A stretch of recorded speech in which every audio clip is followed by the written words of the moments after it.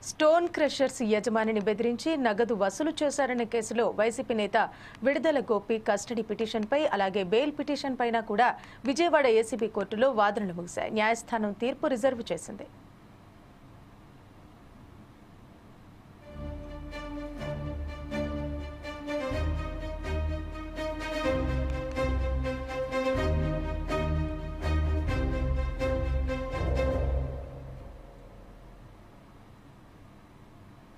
Okay, దీనికి సంబంధించి మరింత సమాచారం మా ఇన్పుట్ ఎడిటర్ శ్రీనివాస్ అందిస్తారు.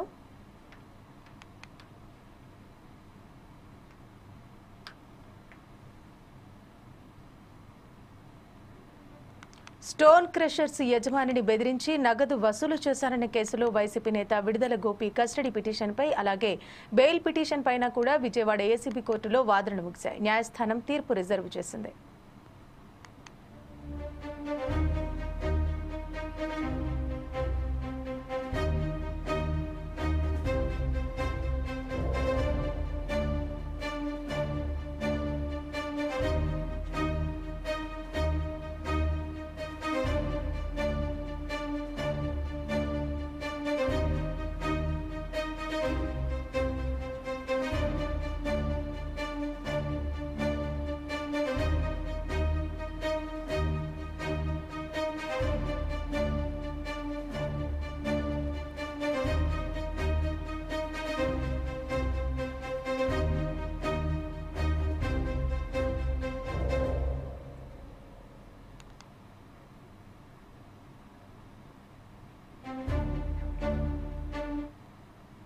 స్టోన్ క్రషర్స్ యజమానిని బెదిరించి నగదు వసూలు చేశారనే కేసులో వైసీపీ నేత విడుదల గోపి కస్టడీ పిటిషన్పై అలాగే బెయిల్ పిటిషన్ పైన కూడా విజయవాడ ఏసీబీ కోర్టులో వాదనలు ముగిశాయి. న్యాయస్థానం తీర్పు రిజర్వ్ చేసింది.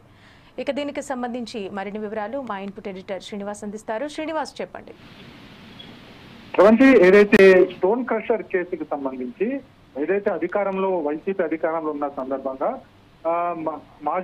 ప్రస్తుత మాజీ మంత్రి అప్పటి మంత్రి విడుదల రజని ఒక స్టోన్ క్రషర్ యజమానిని బెదిరించి 2 కోట్ల రూపాయలు వసూలు చేసింది అని చెప్పేసి ఈ మధ్య కేసు నమోదు కాబడింది. దీని మీద సిఐడి పోలీసులు విచారణ జరిపారు. విడుదల రజనీకి సంబంధించి ఆయన తమ్ముడిని కూడా హైదరాబాద్ లో అరెస్ట్ చేయడం జరిగింది. అయితే ఈ మేరకు ముందస్తు బెయిల్ కోసము విడుదల రజనీ కోర్టును కూడా ఆశ్రయించడం జరిగింది. అయితే కోర్టులో వాదనలు ముగిశాయి. ఈ రోజు వాదన ముగిసిన తర్వాత తీర్పును రిజర్వ్ చేస్తూ కోర్టు ఆదేశాలు ఇచ్చింది. బహుశా 2-3 రోజులకు సంబంధించి తీర్పు కూడా వెలువడే అవకాశం ఉంది. అయితే మొత్తానికి ఈ కేసుకు సంబంధించి చూసుకుంటే కనుక విడుదల రజని 2 కోట్ల రూపాయల వసూలు చేశారు మంత్రి హోదాలో అని చెప్పేసి సిఐడిలు విచారణలో ఇంకా తేలలేదు. సిఐడి పోలీసులు అయితే ఆరోపించడం జరిగింది. దీనికి సంబంధించిన సాక్ష్యాలను కూడా కోర్టులో సబ్మిట్ చేయడం జరిగింది. అయితే విడుదల రజనీ తరఫున న్యాయవాదులు మాట్లాడుతూ ఈ కేసుకు సంబంధించి విడుదల రజనీకి కానీ ఆయన సోదరునికి కానీ ఏ విధమైన సంబంధం లేదు, ఇది కావాలని ప్రభుత్వం కక్ష సాధింపు చర్యతోనే ఈ కేసులు నమోదు చేస్తుందని చెప్పి కూడా కేసును వాదించడం జరిగింది. మొత్తానికైతే ఈ రోజు వాదనలు అయితే ముగిస్తాయి. తీర్పు వెలువరించడానికి మరికొన్ని రోజులు పట్టే అవకాశం ఉంది. Thank you Srinivas.